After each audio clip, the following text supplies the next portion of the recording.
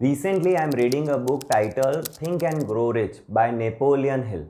ये book 10 best selling books में से एक है और सेल्फ डेवलपमेंट बेस्ड बुक है।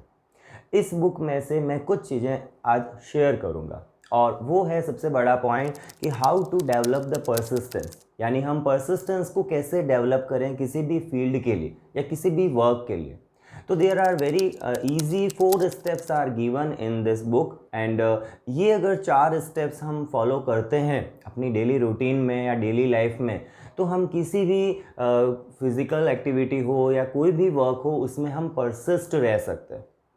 तो क्या है ये 4 स्टेप्स? इन्होंने यहाँ पर ये भी लिखा है कि इन स्टेप्स को फॉलो करने के लिए न तो आपको कोई हाई वैल्यू की एजुकेशन चाहिए और न ही कोई बहुत लार्ज अमाउंट की इंटेलिजेंस चाहिए। मीन्स इनकी एब्सेंस में भी हम इन स्टेप्स को फॉलो कर सकते हैं।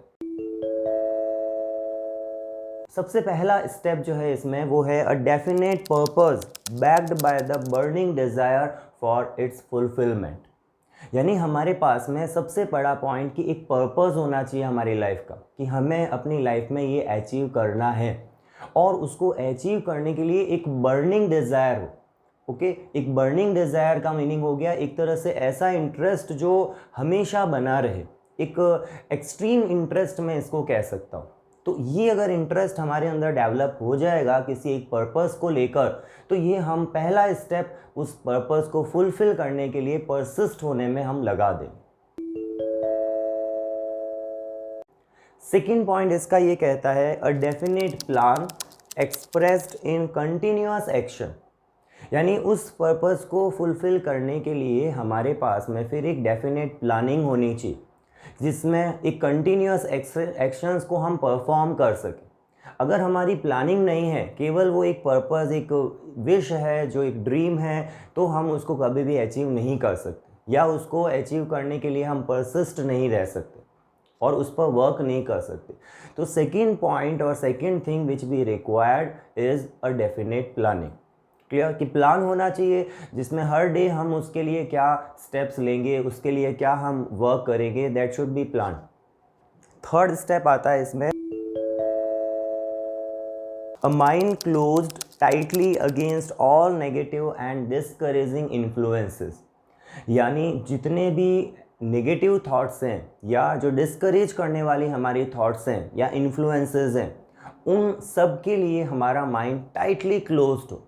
Means we will not observe those negative thoughts or we will not follow that negative thoughts। यानी हम किसी तरह से उन सब से बच के रहें, चाहे वो हमारी सर्कमस्टांसेस उन थॉट्स को क्रिएट कर रही है या हमारी पास्ट सिचुएशंस क्रिएट कर रही हैं या हमारे आसपास के लोग उसे क्रिएट कर रहे हैं। उन सभी से हमें अपने माइंड को टाइटली क्लोज रखना है and that is the third step to be a persistent in the any work. And the last step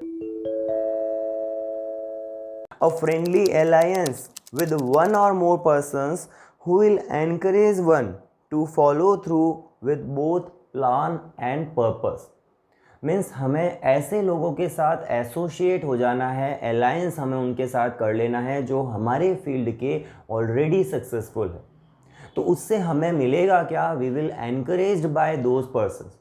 उनकी क्या स्ट्रेटेजी थी उस वर्क को परफॉर्म करने की, क्या उनकी प्लानिंग थी, क्या उनके एक्शंस थे, तो उन चीज़ों को हम ध्यान में रखते हुए हम उस पाथ को अगर फॉलो करेंगे तो हम भी अपनी लाइफ में परसिस्ट रह सकते हैं किसी गोल को, किसी टारगेट को, किसी पर्पस को लेके। तो ये 4 इजी स्टेप्स थे जिसमें सबसे पहला एक definite purpose with burning desire. Second point हमने लिया यहाँ पर a definite plan to continuous action जिस पे हम वर्क कर सके कंटिन्यूअसली। थर्ड पॉइंट हमने यहाँ लिया कि हम नेगेटिव जो थॉट्स होती हैं उनके लिए अपने माइंड को टाइटली क्लोज्ड रखें। और फोर्थ पॉइंट, ऐसे लोगों के साथ एसोसिएट हो जाएं जो कि हमारे फील्ड के ऑलरेडी एक्सपर्ट्स हैं और successful. I strongly recommend to my students to read this book. Okay, in this time especially when we are at home and there is no schooling, so this is the time for the self improvement। हमें ये जो time मिला है इसमें हम self improvement कर सकते हैं और उसके लिए हमें इस तरह की मोटिवेशनल बुक्स के साथ एसोसिएट होना चाहिए। Thank you, wish you all the best.